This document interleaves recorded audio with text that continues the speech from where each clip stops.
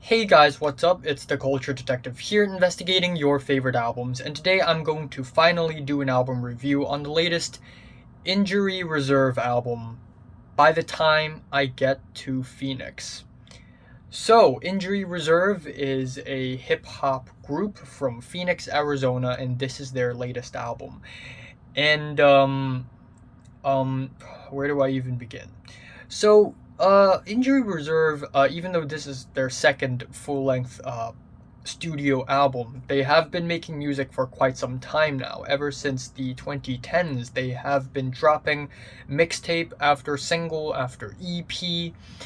And what I notice from their music is that for every single project they release, they get more and more experimental. So I've actually never reviewed Injury Reserve on this channel before, but I have mentioned Injury Reserve a few times. I said Oh Shit was one of my favorite tracks of 2016 and also one of my favorite tracks of the decade, which is something that I kind of take back. I don't think Oh Shit is all that great, but I also have mentioned that See You Sweat is one of my favorite rap bangers of 2017, and then Jailbreak the Tesla is one of my favorite tracks in 2019, in the honorable mentions at least. But I've actually never really completely talked about an Injury Reserve album on this channel before because I've never really been a huge Injury Reserve fan. I mean, a lot of their songs and albums are really good, but none of them really hook me to a point where I tell myself, you know what, I have to talk about them on my YouTube channel. I have to.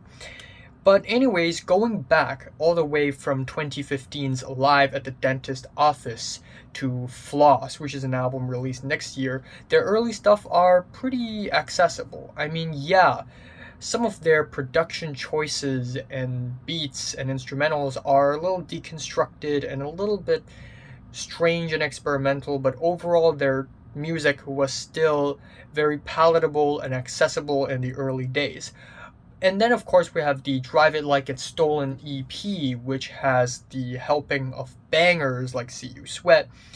And then they finally released their full length studio album, their first one, their debut, Injury Reserve, the self titled. And that album is surprisingly more experimental than all of their previous work. They start to incorporate more drumless beats, spoken word, tracks that are kind of off kiltered and rhythmless, features and flows and delivery that's a little bit more challenging to hear. And in the year 2020, the one of the members of Injury Reserve, one of the three members of Injury Reserve, Stepa J. Groggs, had passed away. So going into their latest album, By the Time I Get to Phoenix, one may expect a more dark and brooding album. And that is very much true. This album is very dark and brooding and abstract and depressing, in my opinion. But actually, after watching a couple Injury Reserve interviews, apparently Injury Reserve has already been working on this album before Stepa J. Groggs' passing, which means that the album was going to be dark and depressing anyways, before Groggs' passing. So, I guess this kind of puts this album in context that this album wasn't made simply because of death of a loved one. It's so much more beyond that. The darkness is so much more than that. And I don't use words like dark or depressing lightly. You know, when I say it, I mean it. Now, let's talk about this album. This album is easily one of the most difficult to digest albums I've ever listened to in my entire life. And it is experimental hip hop, but it is more experimental than anything I've ever listened to. I mean, I've listened to Death Grips, Clipping, Earl Sweatshirt, Navy Blue, Pink Sifu, and JPEG Mafia, but this album is on a whole different level. This is some of the most experimental and avant-garde music I've ever listened to in my life. Listening to this album is incredibly challenging. The first time I listened to this album, I completely did not get it. I just don't get it. I mean, some tracks sound like it's forming something that's about to make sense, but it kind of doesn't. And it is very, very inaccessible. It is very experimental, and I was kind of shocked, honestly, listening to this album.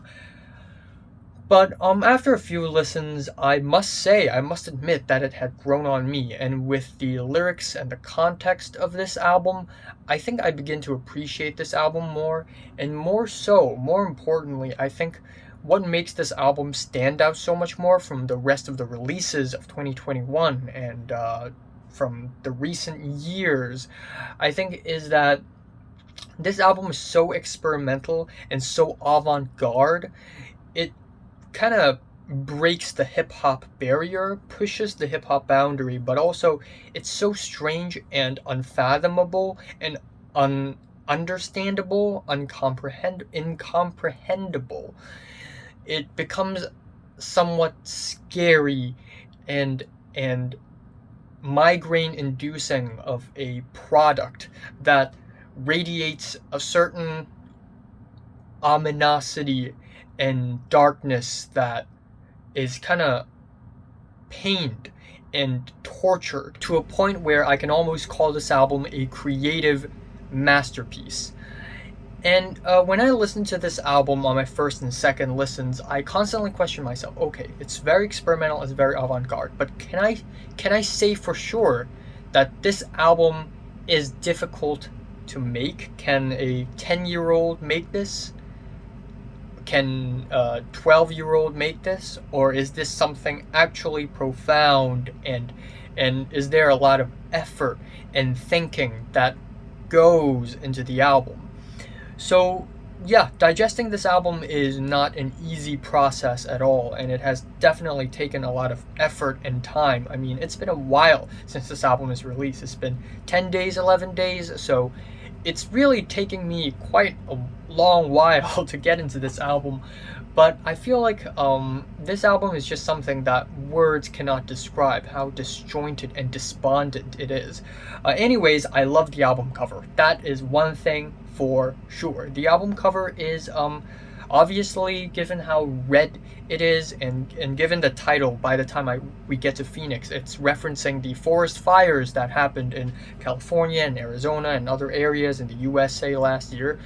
And this album cover is a guy levitating on the ground with his face kind of like a shining beam of light. Kind of reminds me of like the poster of The Thing, or maybe the album cover of In an Aeroplane Over the Sea, where the guy's face is just one shining sun, and it's kind of transcendent, but also kind of messed up because something disastrous and atrocious is happening.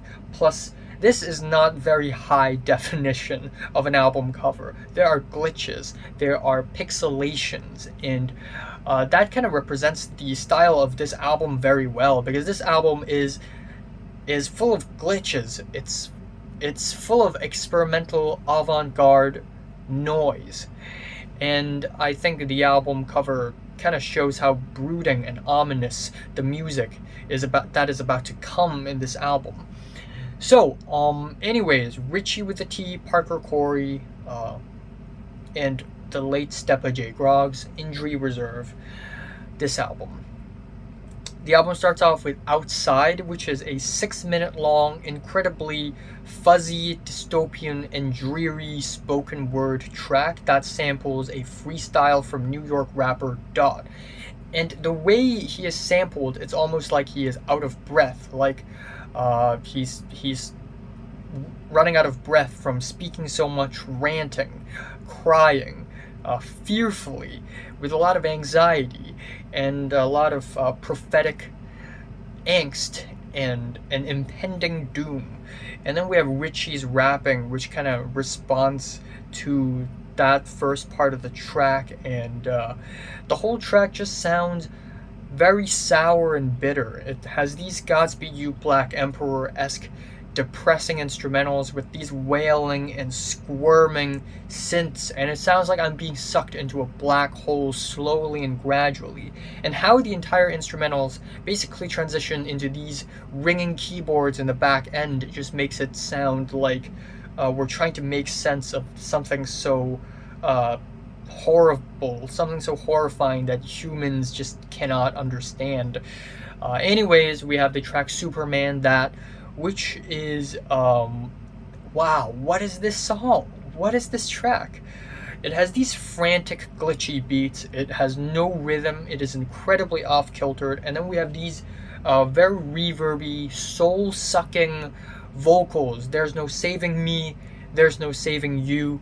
And if you listen to this track enough, you can almost imagine an alternative version of this track where it's just smooth, soulful, sad acoustic guitars, and it would have sounded fine. It would have sounded like it makes sense, but Injury Reserve had purposefully made this so much more deconstructed and random and dizzying and headache inducing.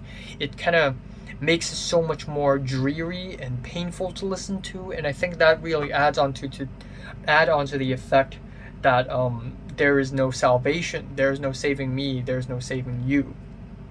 The track SS San Francisco turns for an even darker tone. We have these very bitter and grimy rock guitars, and this track is the only track on the entire album that features someone, and that feature is Z Looper Z, and together Z Looper Z and Richie with a T, they rap but also incorporate elements of psychedelia and blues. We have these detuned pitched vocals and these yelps and these very pessimistic and violent lyrics, and overall it is one really menacing and again just soul crushing track.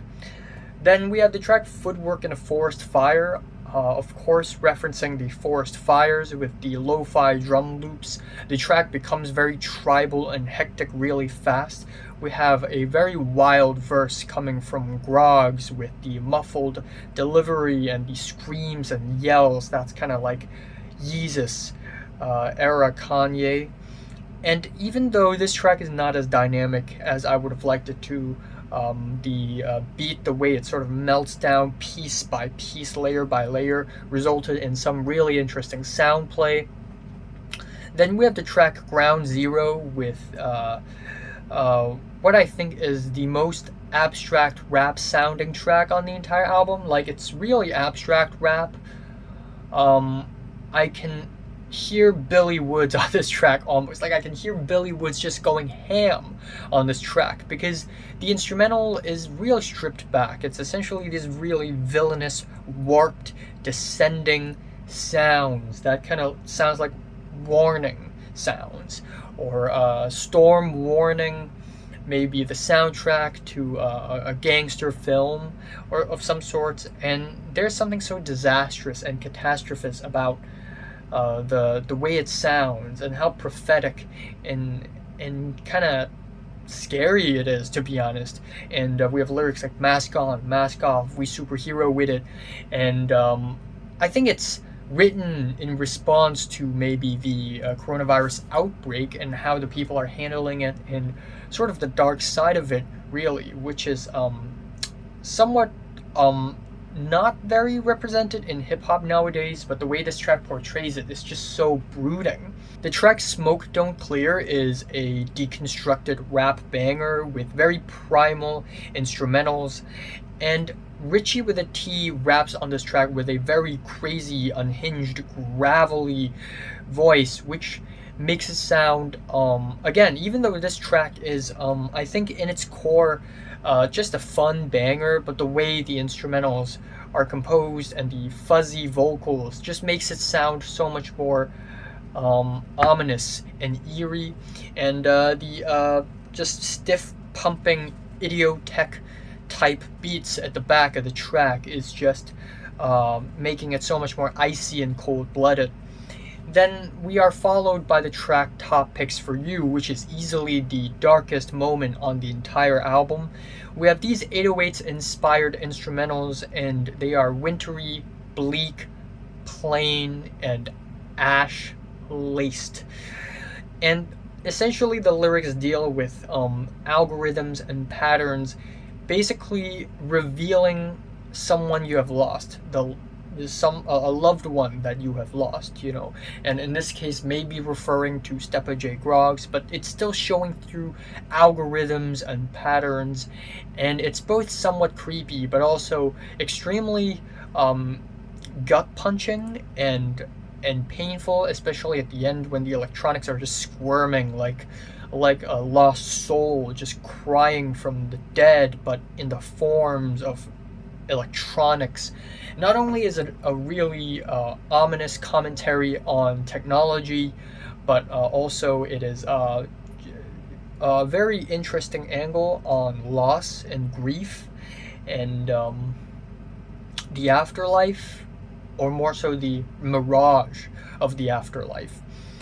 Then that is fittingly followed by Wild Wild West, which is a track where Injury Reserve talks and raps and sings about the internet and technology with refrains like 5G, high speed, we putting towers up everywhere, 5G, high speed. It becomes very hectic and scary and anxiety inducing with the stuttering guitars. It sounds like a commercial, but it's constantly glitching and constantly losing control. And we have refrains like Willie Smith with the Inspector Gadget, which is kind of funny, but also it says a lot about spying and watching and cybersecurity, or the lack thereof. Then that is followed with Postpostpartum, which is like an Outcast soul rap track, but very industrial and kind of avant-garde. And this track lyrically is about how Injury Reserve has left a mark of influence on the world of hip-hop, where Richie with a T sings about feeling tired of birthing and also seeing a lot of lowercase t's. And again, the track in its core is just a soulful, fun rap track about influence, but the way it is produced makes it sound so much more messed up, and it's like the vocals, the really reverby and echoey quality of the vocals gives it an out-of-body experience. Then we have Made It to Knees, one of the lead-up singles to the track, which samples Black Midi Sweater. I've also forgot to mention that the track Superman that samples Athens, France, by Black Country New Road, the more melancholic guitar bit after the hectic first minute and a half. But anyways, back to Knees. This track is I don't know how to describe it. Again, we have these stuttering, blaring guitars and drums that borderlines on rock music. And then we have these very tortured and ghostly singing provided by Richie with a T. And we have lyrics where he sort of sings about how his knees hurts when they grow and how much he wishes that he could grow but without feeling hurt. And also lyrics basically dealing with sort of the medical and financial conundrums that comes with growing when you've already grown.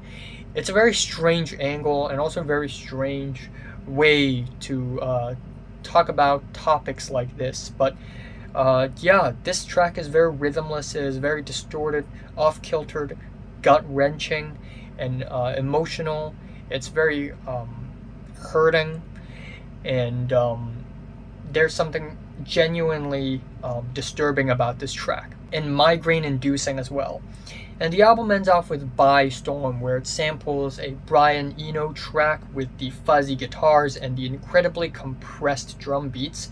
And lyrically, it is about how the show must go on. Even though the world is crumbling and everybody's dying, the show must go on. People must continue living and surviving. And I think it is a pretty nice ending to the album, very conclusive. And this track doesn't end off well, and many other tracks on this album doesn't end off smoothly as well, but these instrumentals are almost impossible to end off on a strong note or on a conclusive note. So Injury Reserve's incredibly enigmatic, ominous, and disturbing latest album. I do wish that a few of the tracks are longer and have more dynamic, but honestly, I have no words. I have no words. I have no idea what to make of this album. Even now, I'm not 100% sure how I should feel about this album, because in one breath, this just sounds like random noises and glitches. But in another breath, it sounds like something that's so much more emotional and disturbing. And usually when I listen to experimental music, I usually find something to latch onto, like Daughter's music.